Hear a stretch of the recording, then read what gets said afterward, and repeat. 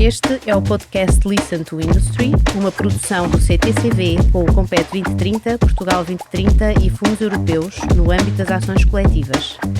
Hoje exploramos os desafios da transição climática e o papel da ciência, da economia, dos recursos e da sustentabilidade na construção de um futuro mais resiliente. Neste episódio, conversamos com a Marisa Almeida, investigadora e responsável da Unidade de Ambiente e Sustentabilidade do CTCV, e com a nossa convidada Sofia Simões, investigadora sénior, Head of Resource Economics Unit no LNEG, Laboratório Nacional de Engenharia e Geologia. Então, bom dia a todos, obrigada pelo convite. Nós temos aqui uma tentativa de não vos maçar, estamos entre vocês e a pausa para café, portanto vamos tentar aqui a duas falar um bocadinho sobre este desafio. Não sei, a Marisa se calhar quer só também transmitir os bons dias, não é? Sim, também muito bom dia a todos, é sempre um prazer estar aqui e pronto, e esperemos que também haja a vossa participação nesta conversa sobre estes temas e estes desafios da descarbonização. Exato. Pronto, nós queríamos começar um bocadinho esta conversa passando aqui da escala europeia, antes de chegar à escala nacional e ao setor cerâmico, e é isso, para começar, até quero agradecer imenso ao Pedro e ao Luís, porque os temas que nos trouxeram ligam particularmente bem com este desafio da transição climática.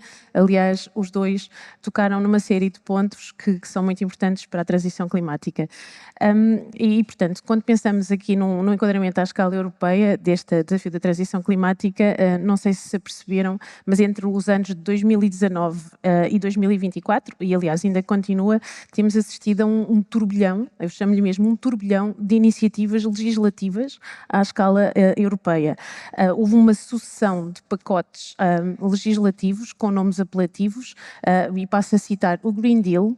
Depois, a seguir da pandemia, veio o Fit for 55 e a seguir à invasão da Ucrânia apareceu uma coisa que se chamava Repower EU. E cada um destes pacotes tem por trás um conjunto enorme de mudanças regulamentares, de diretivas e de regulamentos que têm um impacto muito grande na indústria e não só. Também tem um impacto nos transportes, na aviação e no setor dos edifícios e que acabam por ter um impacto grande no setor cerâmico e que se calhar alguns de vós já sentem no vosso dia-a-dia. E, portanto, torna-se difícil e entusiasmante tentar acompanhar toda esta alteração regulamentar.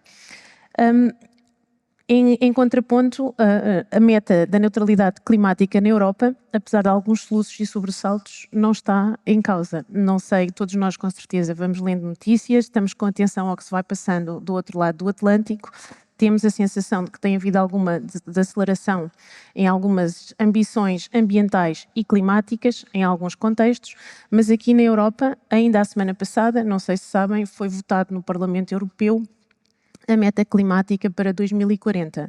E a meta climática de redução de emissões na União Europeia para 2040 está neste momento em 90% de redução das emissões de gases com efeito de estufa face aos valores de 2005. Vou repetir, 90%, uma redução de 90% das emissões de gases com efeito de estufa, que é um valor esmagador. E, portanto, em 2050 continuamos a trabalhar para sermos neutros em carbono. Isto quer dizer que por cada tonelada de dióxido de carbono que pomos para a atmosfera dentro das fronteiras da Europa, temos que conseguir fazer desaparecer o equivalente, seja nas nossas florestas, ou seja com tecnologias de captura. E, portanto, volto a repetir que a meta de neutralidade carbónica não está em causa.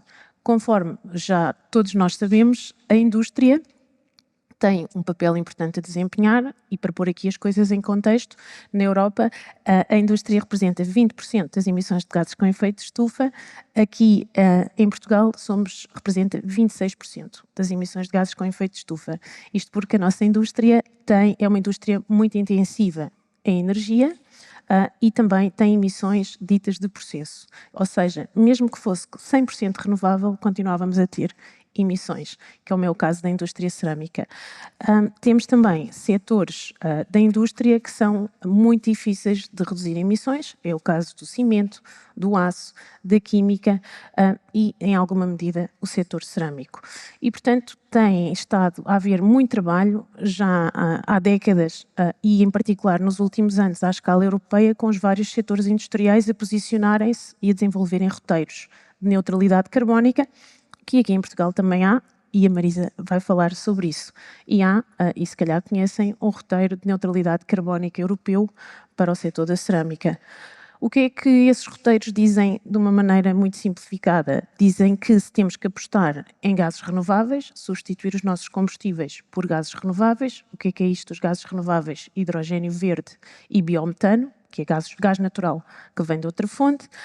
Temos que eletrificar, passar a consumir mais eletricidade nos nossos processos, ser mais eficientes em energia e temos que capturar dióxido de carbono das nossas chaminés, usando tecnologias de CCS. Para que esta transição aconteça, vamos ter que desenvolver nova tecnologia e, magicamente, ou não magicamente, estas tecnologias a Comissão Europeia quer, e eu, enquanto europeia, também quero, que esta tecnologia seja desenvolvida na Europa e não na China ou noutras geografias, e que seja desenvolvida com matérias-primas que nós tenhamos na Europa. E isto é um desafio gigantesco, como ouviram dos anteriores oradores. A resposta da União Europeia, na sequência do relatório Draghi, mas eram coisas que já estavam a ser desenvolvidas, são 2 regulamentos, e entre outras iniciativas legislativas, que se chamam o Net Zero Industry Act e o Regulamento de Matérias-Primas Críticas, que de alguma maneira já estão a lidar com os desafios referidos pelo Luís e pelo Pedro. Portanto, já há uma estratégia, por exemplo, de compras conjuntas de matérias-primas críticas na Europa, ou está a ser implementada, e de incentivos à produção de tecnologias de baixo carbono na Europa. Se vai ser muito eficaz ou não, devemos de cá estar para ver, mas essa iniciativa já existe.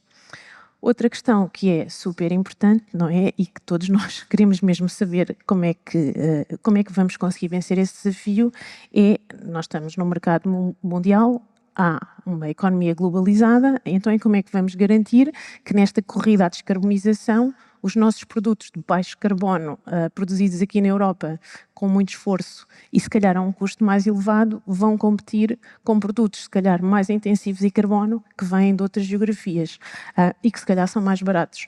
A resposta da União Europeia é uma coisa que se chama CBAM, o Carbon Border Adjustment Mechanism, e que a partir do ano que vem vai implicar que as importações de determinados produtos para dentro das fronteiras da Europa vão ter que pagar um imposto quando entram na fronteira da Europa em função da quantidade de carbono associada à sua produção e transporte.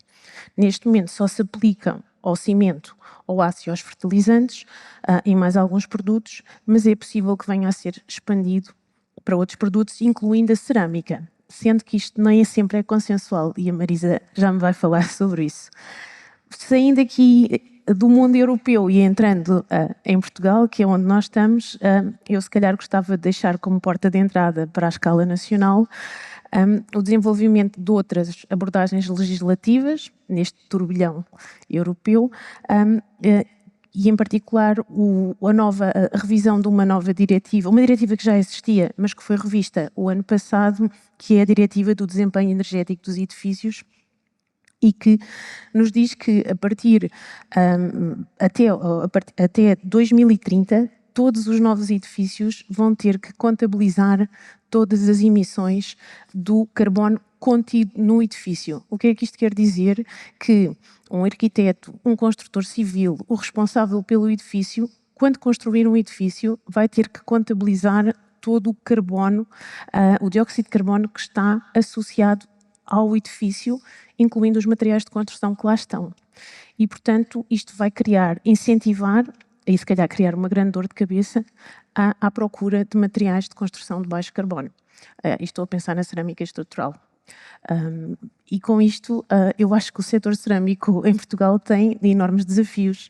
Sim, efetivamente tem enormes desafios e, tal como os oradores anteriores já disseram, a relação com a descarbonização é um dos temas quentes, não é? Um dos hotspots que temos nesta indústria. Efetivamente, é uma indústria que também, como o Dr. Pedro Brinca dizia, há regulamentos e há legislação muito dispar em Portugal. Nós temos a cerâmica que está abrangida pelo CEL e no âmbito da diretiva do Fit for 55 que falou há bocadinho, por exemplo, os setores CEL têm uma meta de 62%, não é os 55%, é 62% face a 2005 e os setores não CEL já têm nos 40 e tal. E a cerâmica, o pavimento e revestimento e a utilitária e decorativa e algum sanitário está abrangida pelo CEL e, portanto, tem metas mais abrangentes e depois também a nível de financiamento, condicionantes de NSH mais abrangentes, enquanto que outros setores têm menos. No entanto, também, como disse, a legislação está sempre a evoluir, não é? E sabemos também que esses setores não estão nesta primeira fase abrangidas pelo CEL 2, mas provavelmente vão estar, não é? Mas vão estar indiretamente e o CEL 2 vai começar já em vigor em 2027, não é? 2027, 2028 e quem não está no CEL, pronto, os seus fornecedores de combustíveis vão estar no CEL 2 e prevêem-se aí também novos impostos e novas condicionantes.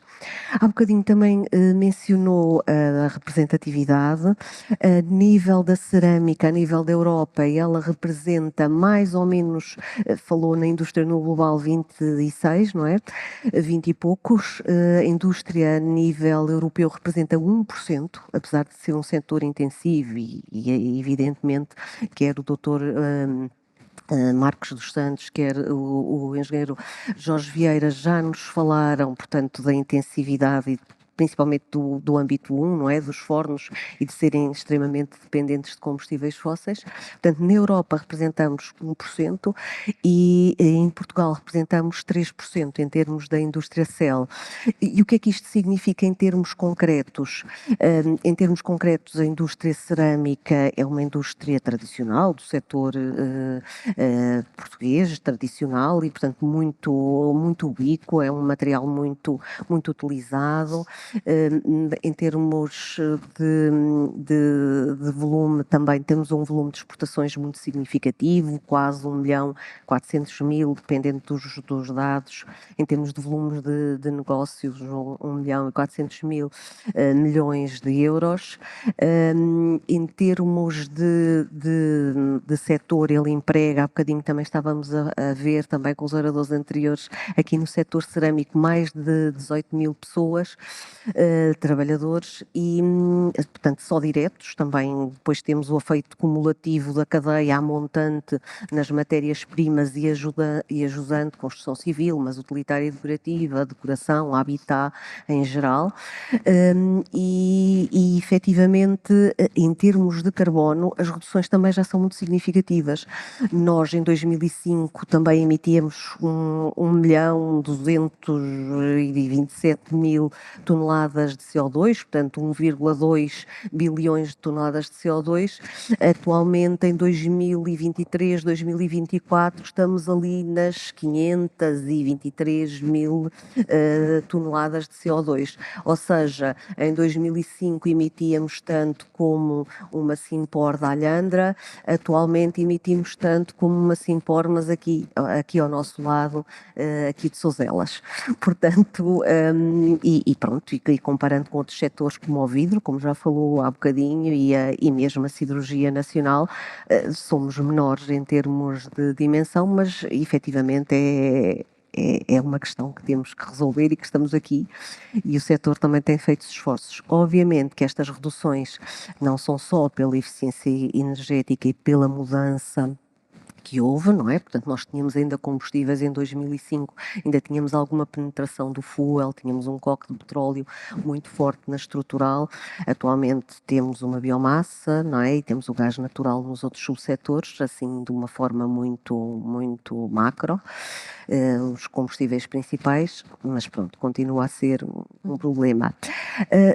Da captura que falou, temos aqui um problema, não é? Na cerâmica, portanto vamos ter que ter uma maturidade muito maior, porque as nossas atmosferas são muito oxidantes e, portanto, o CO2 nos efluentes gasosos é relativamente baixo, 2 a 3%, portanto é mais difícil.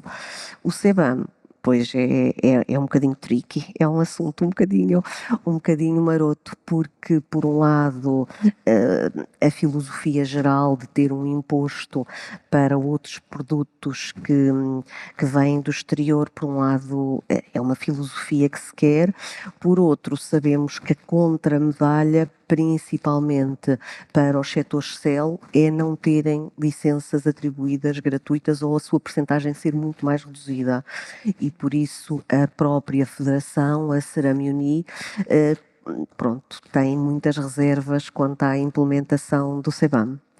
Aqui também só uma nota relativamente à nossa indústria, portanto, já que há bocadinho, e principalmente o Dr. Pedro Rinca estava-nos a dizer que nós não estamos muito na cauda em termos de tecnologia digital e da importância da digitalização em termos da cerâmica, portanto nós estamos nos tops 5 e nos tops 10 e a nível europeu até somos o maior exportador em alguns produtos do subsetor da utilitária e decorativa, que também é aquela que em termos de mão de obra mais emprega, mais de 50%. Mas estamos nos tops e, portanto, e no pavimento e revestimento também estamos no top 10 e no top 5, dependendo se estamos a uma escala mais europeia ou se estamos a uma escala mais mundial. Portanto, nós aqui, em termos da utilitária e alguns produtos, estamos o maior exportador a nível europeu e o segundo ou terceiro a nível mundial. Okay. Portanto, também estamos bem. Obviamente que a questão que falou do carbono e da importância do carbono e até de outros, portanto, temos aqui diferentes frentes, não é? Portanto, se calhar a parte estrutural e mais ligada ao habitat tem a diretiva portanto, do carbono e dos edifícios e temos o tal carbono incorporado, ou o termo em inglês embodied carbon, não é? Ou o carbono operacional, que também alguns produtos podem contribuir mais positivamente e que efetivamente a partir de 2028 e 2030, dependendo se são renovações ou se são novos edifícios, vai ser uma condicionante e esta avaliação do carbono ao longo de todo o ciclo de vida, como bem referiu, e é um motor também para os nossos produtos, e não é? E para a nossa tecnologia, acho que sim, e acho que é bastante rico.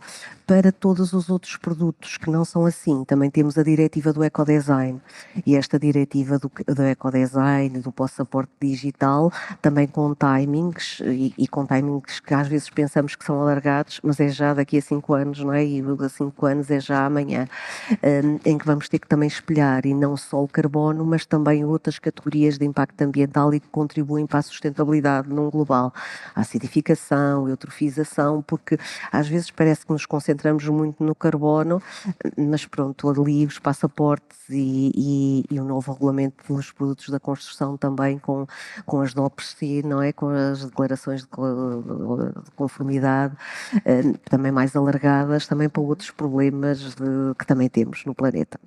Exato.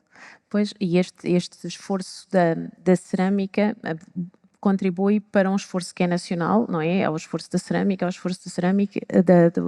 da indústria e alinha-nos com o esforço nacional de redução de emissões e depois voltamos à escala europeia.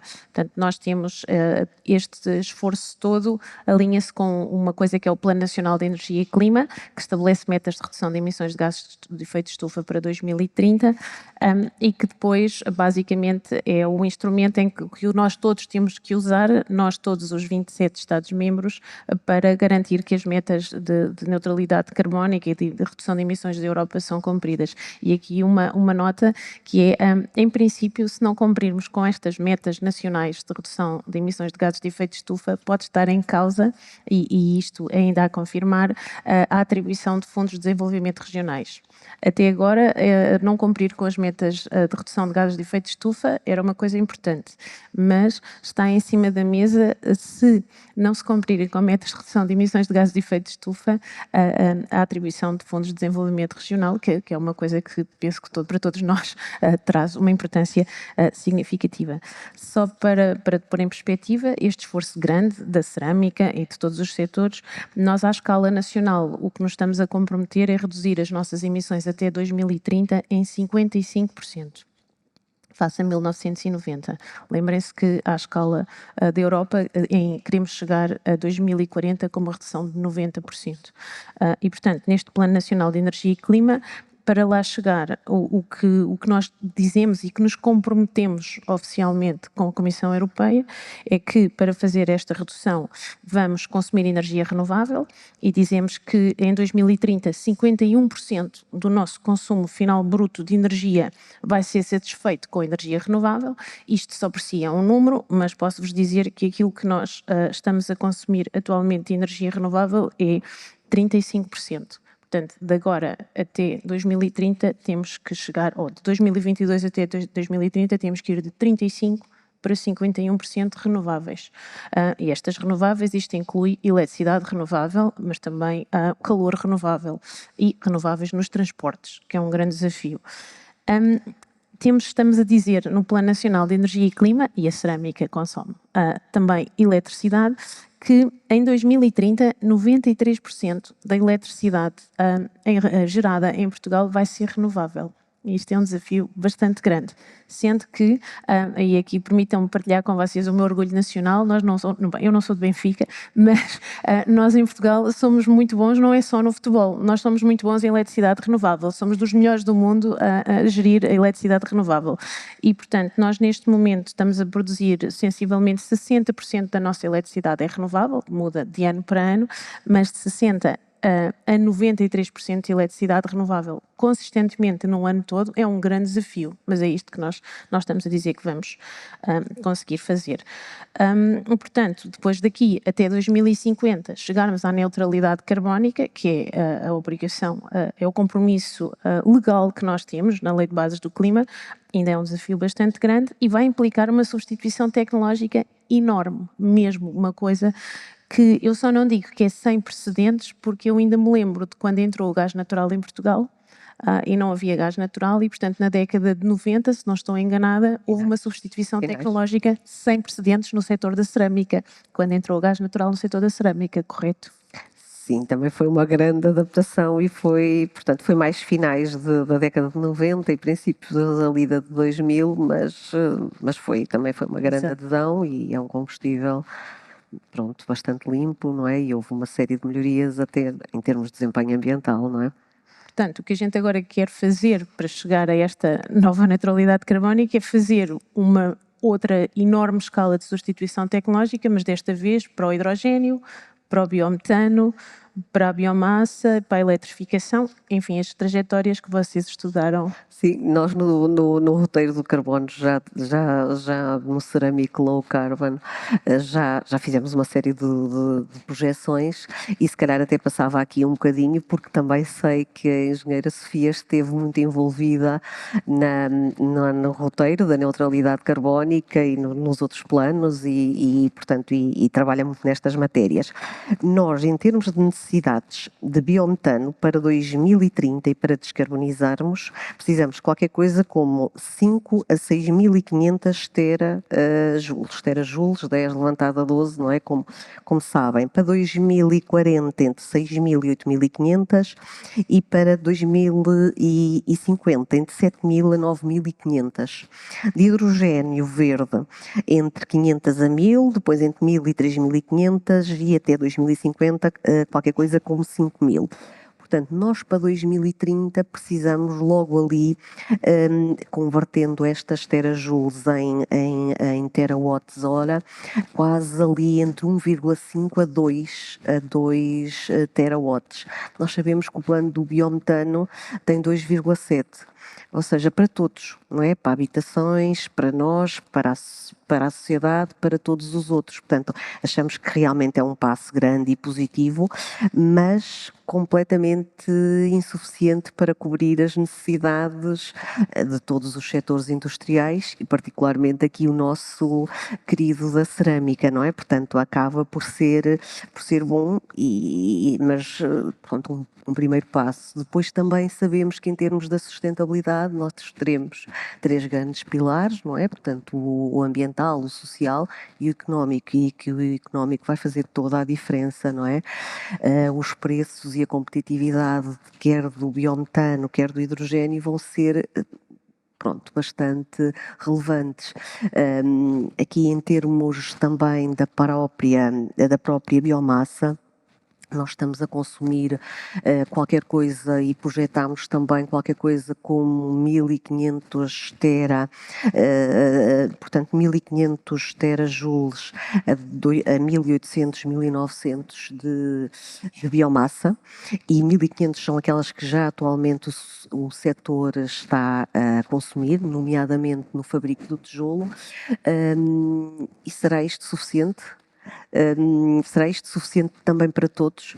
Fazendo assim umas contas assim grosseiras e estando nesta bela cidade, tive que fazer um exercício desta bela cidade e nós para termos estas 1500 precisamos qualquer coisa como, dependendo da produtividade da espécie e das espécies que estamos a falar em termos de agrícolas, mas precisamos qualquer coisa como entre 40% a 60% do município só para nós e só para as nossas necessidades, tudo cobertinho de árvores para esta produção, só para nós, portanto, só para isto, e portanto acaba por ser esta biomassa também uma função e uma condicionante e uma restrição que temos.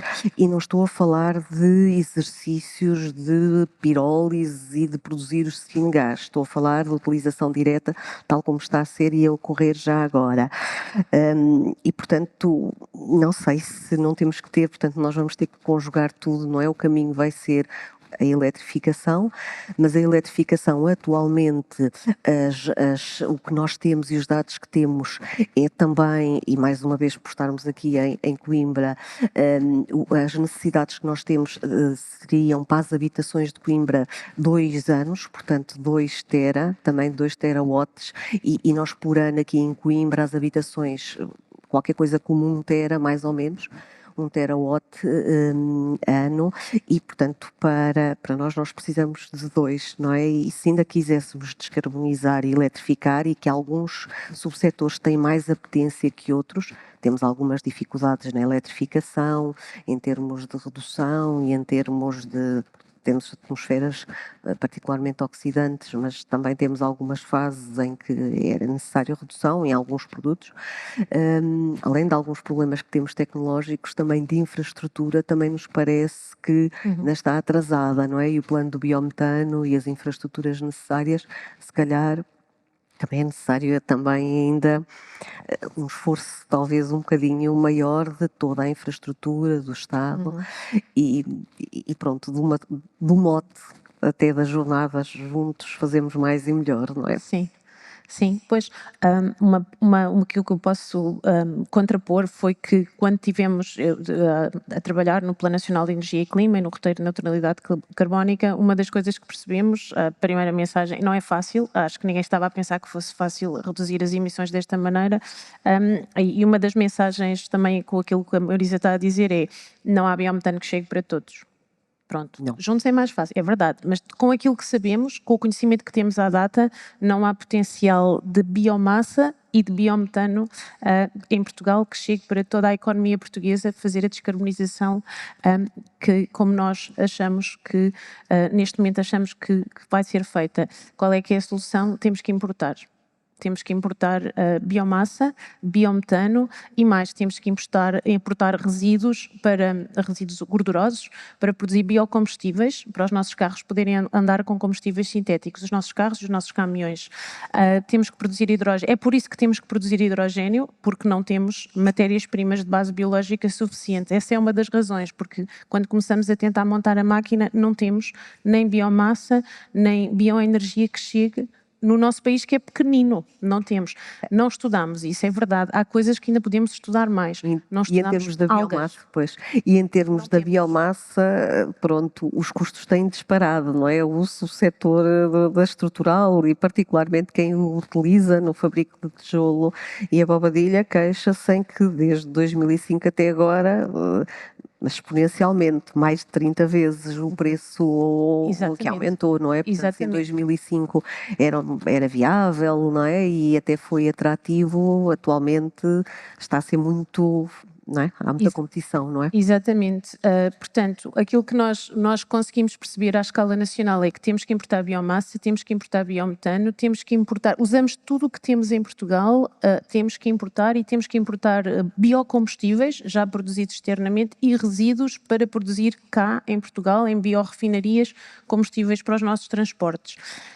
O que achamos que E a que preços, não é? E a que preços Sim, nós consideramos vários cenários de preços, mas há uma incerteza enorme do que é que será o mercado futuro destes combustíveis. E o cumprimento das regras, não é? Porque nós depois só podemos e só podem ser neutros se cumprirem as condições da rede 2 e da rede 3, não é? Nomeadamente terem de evidenciar provas de sustentabilidade, não é? Sim, mas isso pensamos que o mercado se vai adaptar, há espaço suficiente para o mercado mundial se adaptar e vender esses combustíveis à Europa. A questão é o preço. Isso é que será a questão, a que preço? E o impacto de carbono, não é? Na sua exportação também. Exatamente. Usamos tudo verde. Eu queria deixar talvez duas notas, que é na questão da eletricidade. Nós achamos que o país tem condições, o Laboratório Nacional e o Plano Nacional de Energia e Clima, o país tem condições para se tornar muito elétrico. O que não quer dizer que seja fácil tornar-se muito elétrico. Nós temos espaço no país, nos nossos telhados, etc., para nos tornarmos bastante elétrico, instalarmos solar fotovoltaico, eólico no mar. Não é fácil porque as pessoas estão a começar a ficar muito incomodadas. Não sei se assistiram, se sabem da manifestação que houve este fim de semana na Beira Baixa, por causa de uma central solar fotovoltaica, e isto cada vez começa mais a acontecer, e até do ponto de vista técnico é difícil as nossas redes elétricas rapidamente conseguirem integrar mais centrais renováveis. Portanto, tecnicamente não é impossível, mas não é fácil. E eu há bocado, quando falava que nós já em Portugal assistimos a uma transição tecnológica muito, muito rápida, que quando foi a entrada do gás natural, é preciso não esquecerem que havia relativamente menos intervenientes na medida em que houve um gasoduto e toda a gente se ligou ao gasoduto. Aqui a coisa é muito mais fragmentada, portanto há um desafio diferente por causa disso. Não é? São muitos intervenientes, são muitas unidades Fabris a ter que fazer muitas coisas diferentes ao mesmo tempo. E já falamos do hidrogênio e da incorporação de 15% de hidrogênio desde 2015, não é? E já passaram 10 anos e ainda não está tornado realidade, não é? Principalmente o hidrogênio, não é? E a sua incorporação na rede, juntamente com... Sabemos que há muitas dificuldades técnicas, de segurança e tecnológicas e outras, mas é um facto. Exato. Entretanto, como o tempo vai avançando, nós aqui temos falado muito de energia, mas esta questão neste momento, a transição climática neste momento já não é só energia, também há toda a questão da economia circular, que antes era só vista como resíduos, mas neste momento não, a economia circular é vista como uma maneira de chegar à transição climática. Certo. E aqui o setor também tem feito muito, desde recuperações de calor também para poupar energia, outras medidas de eficiência energética, incorporação de matérias-primas e resíduos e subsidiárias endógenos e exógenos. Portanto, já temos uma série de simbioses industriais e há aqui já casos práticos aqui em Portugal, na louça utilitária decorativa e no pavimento, onde se incorpora para resíduos de outras, como matéria-prima e como matéria-prima secundária.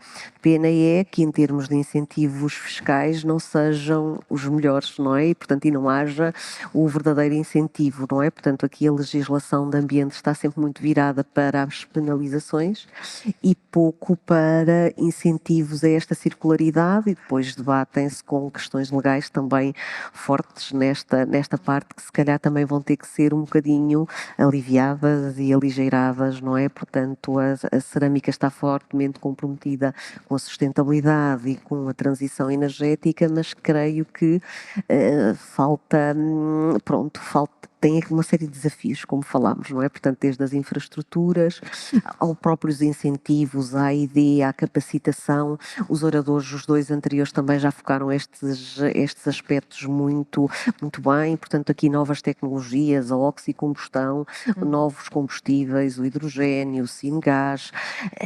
Atrevemos-nos mesmo a falar um bocadinho do nuclear, por muito que seja muito excluído, mas se calhar aqui uma outra opção, não é? E isso quase que a ser uma outsider e que tem outros perigos que sabemos, não é? E outros resíduos, mas se calhar estes desafios são todos desafios que o setor vai ter que passar, não é? E o caminho vai ter que ser diversificado. Exato. Eu acho que a última coisa que eu gostava de deixar, que é para não pensarem que isto é impossível e que é uma perda de tempo, é que quer queiramos, quer não, está-se a correr para a neutralidade carbónica como uma tentativa de aumentar a competitividade dos produtos e da indústria europeia. Eu quero crer que vamos conseguir de alguma forma, e queria partilhar convosco que se estão a constituir e que se calhar têm conhecimento até fora da Europa. Eu estou num grupo de trabalho da Agência Internacional de Energia, onde a indústria do cimento e do aço está a desenhar. E, portanto, isto não é europeu, isto é fora da Europa. Está o Japão, o Canadá, os Estados Unidos, estão uma série de países e estão a desenhar critérios para definir o que é cimento e aço de baixo carbono, porque acham que há um mercado e há mercado de pessoas e de clientes interessados em pagar mais por produtos de baixo carbono. Pode ser um nicho, com certeza não será para já a maioria dos mercados, mas a ideia aqui é dizer, sim senhora, estes produtos têm um valor acrescentado por serem de baixo carbono. Portanto, eu quero crer que mais tarde ou mais cedo, não só pela força da lei, pode ser de facto uma vantagem competitiva para o setor cerâmico ter produtos de baixo carbono, sendo que é um desafio muito grande. Muito obrigada. Obrigada também. Juntos,